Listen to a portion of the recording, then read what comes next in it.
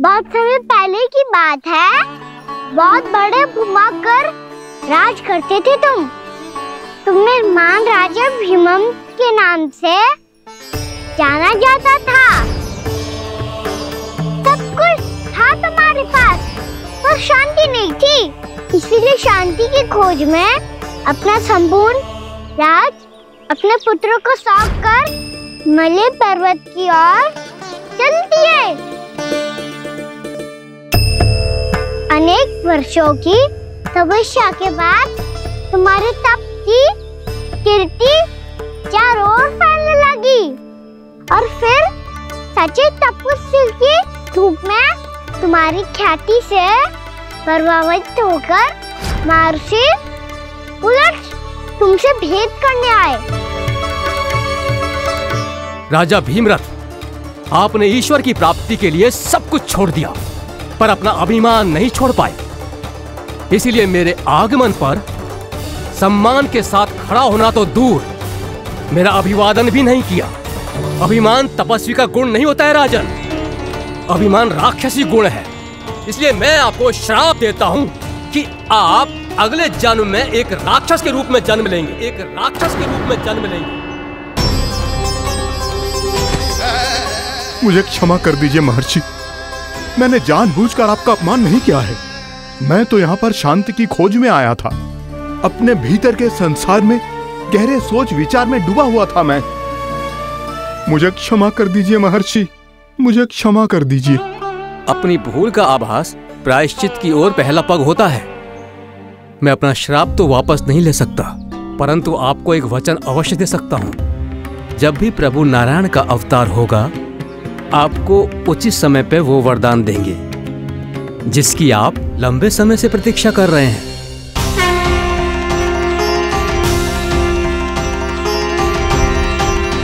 प्रभु, आपने मेरी आंखें खोल दी। अब मुझे पता चल गया है कि आप कौन हैं और मैं कौन हूँ। इसलिए आप मुझ पर कृपा करके अपने चरणों में स्थान दे दीजिए। मुझे वो शांति प्रदान कीजिए जिसकी खोज में मैं वर्षों से भटक रहा हूँ। शांति तो मोक्ष में ही है, इसीलिए मैं तुम्हें मोक्ष का वरदान देता हूँ।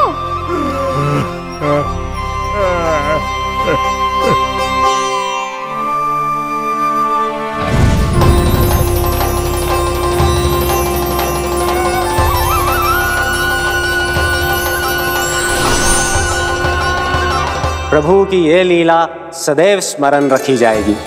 इस स्थान को इनका आशीर्वाद मिलेगा और इस कंदरा को व्योमासुर की कंदरा के रूप में पहचाना जाएगा। भविष्य में अनेक ऋषि मुनियों की शरण स्थली बनेगी ये कंदरा। दीदी, ये कोई साधारण बालक ना है। ऐसा चमत्कार कोई साधारण बालक थोड़ी ना कर सकते हो। तुम सत्य कह रहे थे बलराम, गाना सच्चे में भगवान ही है। तभी तो सब देवता इसे बसाने और इसकी ओर से युद्ध करने आते हैं। तुम सब ऐसे आंखें फाड़ के क्यों देख रहे हो मुझे?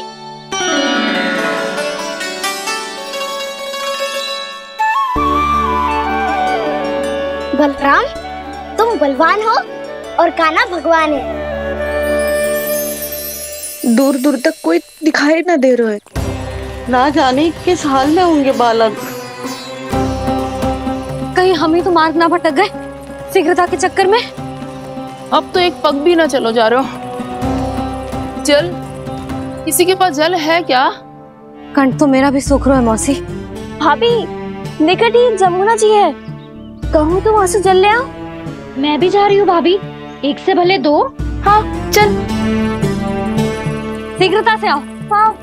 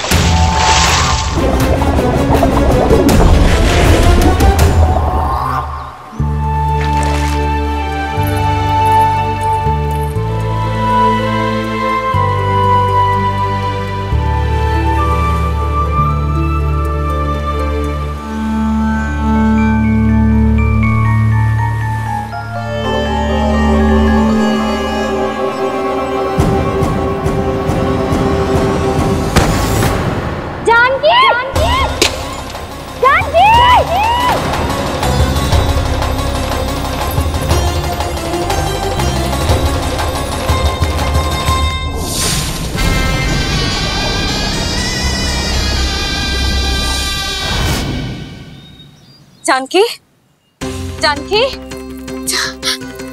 क्या होगा इसे? देखो ना जी, अब छलिया की सूचना मिलते ही हम सब बालकों को ढूंढने चली गई और ढूंढते ढूंढते सबको बहुत प्यास लगी आई जी। तो जानकी जमुना जी की नदी से जल लेने गई और उसने जमुना जी का पानी पिया और उसकी जेदशा हो गई। बालक कहाँ है? वो ठीक तो है ना? ऊपर से सब ठीक है, पर भीतर से बहुत भयभीत है सब। जानकी तो बिल्कुल नीली पड़ गया है, लग तो है विष फैल गया है इसका पूरे तन में। मथुरा के सर्वश्रेष्ठ विदेह जी को बुलाए गए हैं उसके उपचार के लिए। जैसे ही इसने जल को मुंह से लगाया, ये गिर पड़ी। चटपटाने का अवसर भी ना मिलो। हाँ वैद्य जी, और निकटी मृत पशु भी पड़े हुए थे। हाँ, मैंने भी अस्थियां देखी थी। इसका तो यही अर्थ हो सकता है कि समस्या वहाँ के जल में ही हो। वैद्य जी, आप रोगी की नाड़ी पे ध्यान दो ना। जे गोपिया क्या कह रही है उसे सुनने की आवश्यकता ना है। जब तक विष के कारण का पता नहीं चल जाता, हम उपचार कैसे कर सकते हैं रानी जी? जी, वो निकट ही यमुना जी में एक विशेष क्षेत्र है, जे सब उसी के जल की बात कर रहे हैं। तब तो ऐसा भी हो सकता है कि किसी विषैले सर्प के काटने का प्रभाव हो। पर सर्प के काटने का चिन्ह ना है उसके तन पे। सर्प जब काटता है तब उसके दांत के चिन्ह बन जाते हैं। मुझे पता है, बड़े बड़े सर्प को काटते हुए देखो है मैंने। एक दिन अब बस कर उज्जवल, ये बड़ी बड़ी हाँकने का समय ना है। पर यदि सर्प ने ना काटा है, फिर जानकी की ये दशा किसने की? अवश्य किसी राक्षस ने की होगी। ना, कोई विषैला पशु भी तो हो सकता है, या अवश्य किसी महाविषैले सर्प के विष से हुआ है। सर्प ने भले ना काटा हो, लेकिन ये अवश्य ही किसी महाविषैले सर्प के विष के कारण हुआ है। कालिया नाग। कालिया नाग?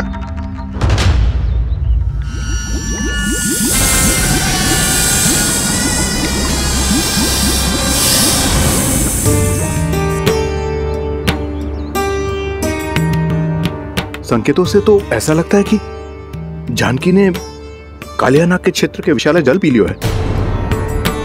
कालिया नाग एक लोक श्रुति है, कल्पना में गढ़ी हुई एक कथा, और कछु ना है। हमें जाके पता लगाना पड़ेगा। पर हमें वहां जाने से मना किया है ना बड़ों ने। उज्जवल सही कह रहे हो है, इस समय जानकी के स्वार्थ से अधिक महत्वपूर्ण और कछु ना है। जानकी हमारे लिए ही जलाने गई थी जी, ना मैं उसे जाने देती ना जैसा वो। तो वैद्य जी, आप शीघ्र कछु करो, कैसे भी कछु भी करो, पर इसके प्राण बचा लो। यशोदा, धैर्य रखो, श्री नारायण पर विश्वास रखो, वो सब ठीक कर देंगे।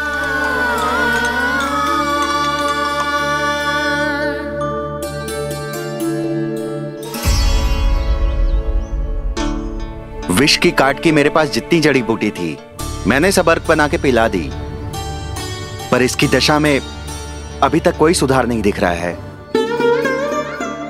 यह अंतिम जड़ी बूटी है, अगर इससे भी चमत्कार नहीं हुआ तो फिर जो नारायण की इच्छा।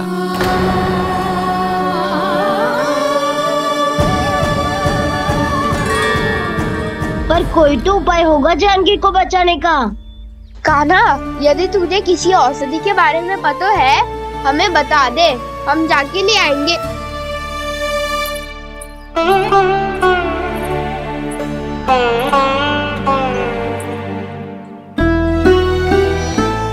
हे नारायण, हे प्रभु, मेरी जानकी के प्राण बचा ले प्रभु। या तो मैं अपने आप को कभी क्षमा न कर पाऊंगी। ये सारी मेरे ही कारण बनाई थी। उसकी रक्षा करो प्रभु, मेरी पुकार सुनो। कान्हा, तूने हमें वकासुर से बचाया था ना? और वकासुर से भी तो, और छलिया से भी तो तूने ही बचाया था ना हमें। क्या ऐसा कोई उपाय ना है जानकी को बचाने का? धन्वंतरी,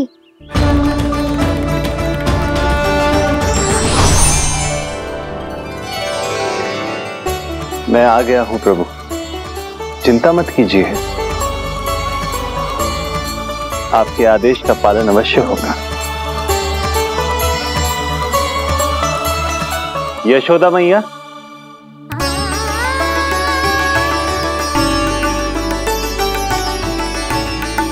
मैया आपको कोई पुकार रहा है।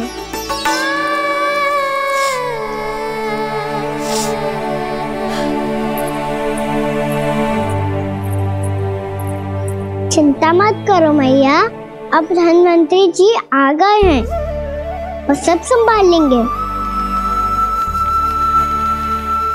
धन्वंतरी जी कौन है? जिन्होंने संसार का आयुर्वेद दिया, आरोग्य के देवता, श्री नारायण के अवतार।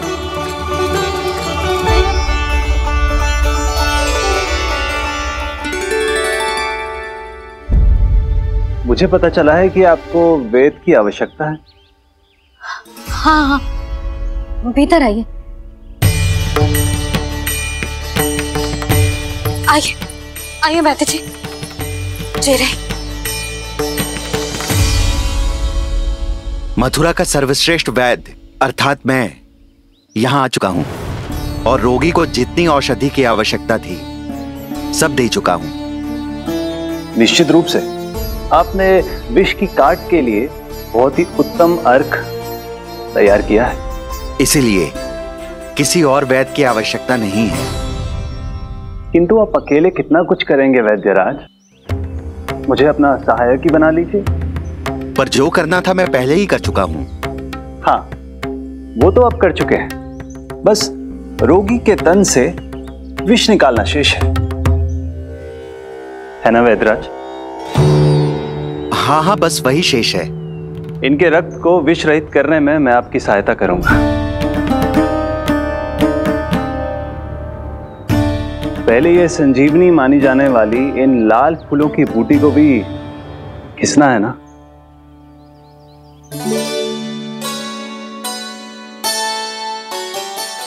हाँ हाँ, तुम सही कह रहे हो, इसे अच्छे से घिसो।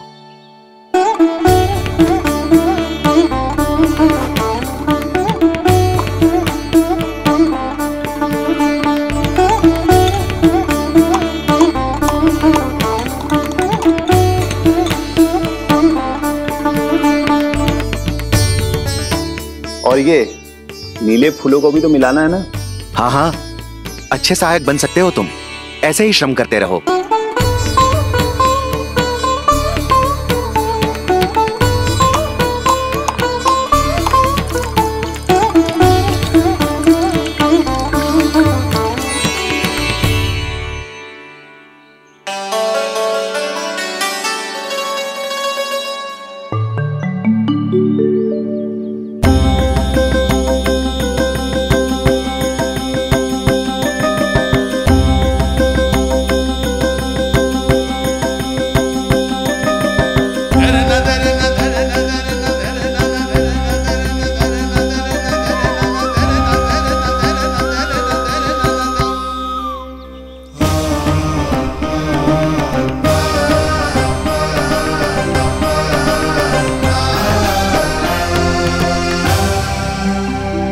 जानकी स्वस्थ तो हो जाएगी ना धन्वंतरी जी? धन्वंतरी? प्रभु, अब मैं क्या करूं? आपने तो स्वयं ही मेरी पहचान उजागर कर दी। जी क्या करो कान्हा? आप सब ऐसे क्यों देख रहे हो? भैया कहती है ना, सभी वैद्य धन्वंतरी जी का ही रूप होते हैं। वाह कृष्णा, चतुर तो हो तुम। वैसे वास्तविक धन्वंतरी मैं हूँ, मेरा अर्थ है वास्तविक वैद्य मैं हूँ। ये तो मेरा सहायक है, मुझे पूरा विश्वास है बिल्कुल ठीक हो जाएगी। वैसे ही थोड़े ना मुझे मथुरा का सर्वश्रेष्ठ वैद्य कहते हैं लोग।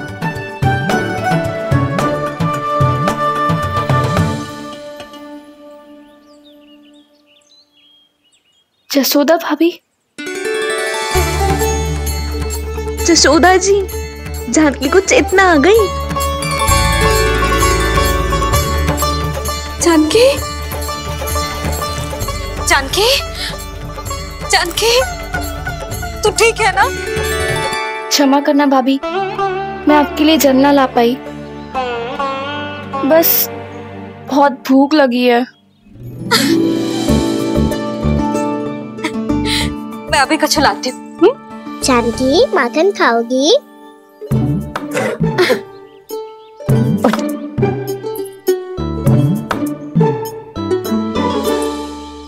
आजा, तू ही खिला दे लल्ला।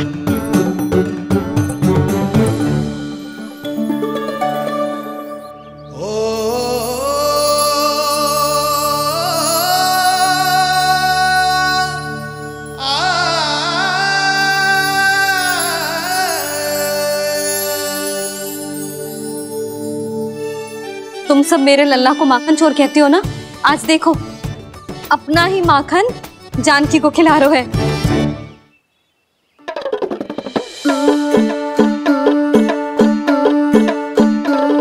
थोड़ा और विश्राम कर लो।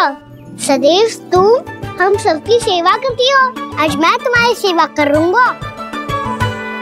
जानकी की जिज्ञासा तब हुई जब जय यशोदा काकी की सेवा कर रही थी, और अब देखो स्वयं भगवान ही इसकी सेवा कर रहे हैं। जानते हो इससे क्या सिद्ध होता है?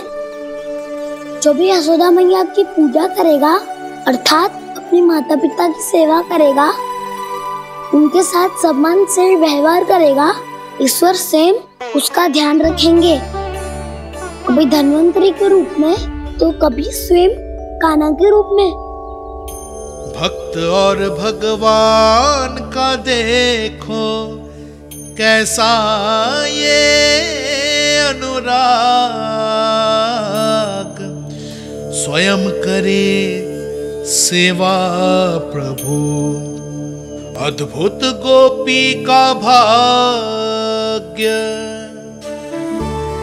प्रभु इन सब पृथ्वीवासियों से कितना घुल मिल गए हैं।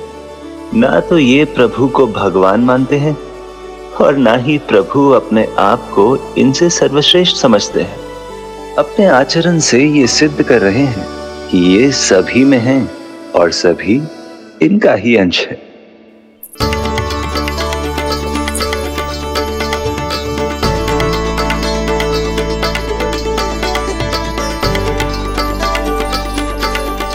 प्रभु, अब मुझे जाने की आज्ञा दीजिए।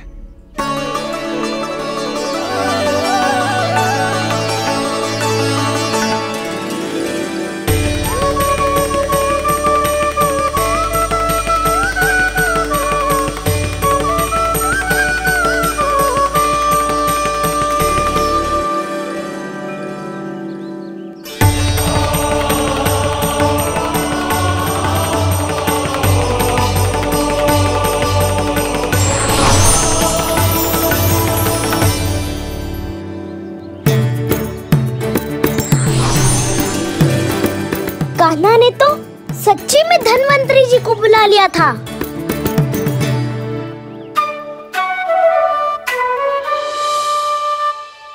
जब से कान्हा का जन्म हुआ है ना, मैं तब से देख रही हूँ, तब से हम पे कोई भी संकट आती है ना, तो अचानक से कोई अपरिचित हमारी सहायता करने आ जाता है, और जाते समय कान्हा की आज्ञा लेके जाता है, और कभी कभी तो इसे प्रभु बोल के जाता है। बाबा संभालो।